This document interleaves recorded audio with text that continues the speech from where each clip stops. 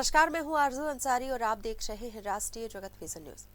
उप मुख्यमंत्री अरुण साव ने कांग्रेस पर हमला बोलते हुए कहा कि कांग्रेस नेताओं की सोच पर तरस आता है। जब चुनाव जीतते हैं तो ईवीएम पर सवाल नहीं उठाते, लेकिन हारते ही मशीन पर उंगली उठाने लगते हैं। सुप्रीम कोर्ट पहले ही साफ कर चुका है कि ईवीएम में ट्रैपरिंग की कोई गुंजाइश नहीं है। अब कांग्रेस ने ईवीएम छोड़ वोटर लिस्ट को निशाना बनाना शुरू कर दिया है। उन्होंने कहा कि मतदाता सूची बनाने की कानूनी प्रक्रिया तय है। पहले प्रारंभिक सूची जारी होती है, फिर आपत्तियां व दावे लिए जाते हैं, उनका निराकरण होता है और असंतुष्ट होने पर अपील का भी प्रावधान है। कांग्रेस नेताओं की बुद्धि पर तरस आती है।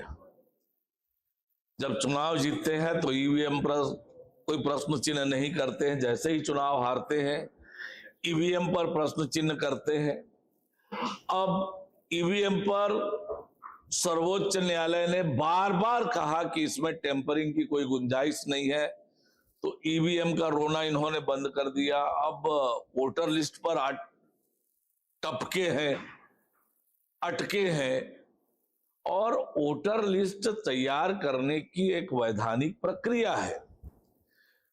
मतदाता सूची का पहले प्रारंभिक प्रकाशन होता है, आपत्ति दावा बुलाए जाते हैं, आपत्ति दावा का निराकरण होता है, निराकरण से कोई व्यक्ति असंतुष्ट है तो उसको अपील का भी प्रोविजन है। जिस वोटर लिस्ट को बनाने में इतनी वैधानिक प्रक्रिया है, कानूनी प्रक्रिया से वोटर लिस्ट बनता है, आज जब सारे चुनाव संपन्न हो चुके हैं, वोटर लिस्ट पर प्रश्न चिन्ह उठाकर ये क्या साबित करना चाहते हैं।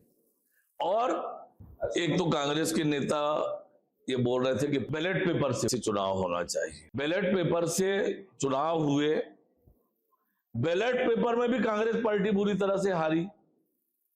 अब इनके पास ना ईवीएम बचा, ना बैलेट पेपर बचा, अब ये वोटर लिस्ट में पहुंच गए हैं और कल को और क्या कहेंगे इसका भी आप अंदाज लगाओ कि वोटर लिस्ट मामले में तो इन्हें फेल होना ही है, किसी के गले के नीचे उतरेगा नहीं, क्योंकि उसकी कानूनी प्रक्रिया है। इसके आगे का भी इन्होंने कोई प्लान करके रखा है। तो ये केवल और केवल देश के लोगों के बीच भ्रम पैदा करके लोगों को भरमाना चाहते हैं। देश की जनता समझदार है, इनके भ्रम और इनके झूठ बेबुनियाद बेतुके बातों पर नहीं आने वाली है। फिलहाल इस खबर में बस इतना ही। देश प्रदेश की खबरों से अपडेटेड रहने के लिए हमारे चैनल को सब्सक्राइब करें और नए खबरों के नोटिफिकेशन के लिए बेल आइकॉन जरूर दबाएं। नमस्कार।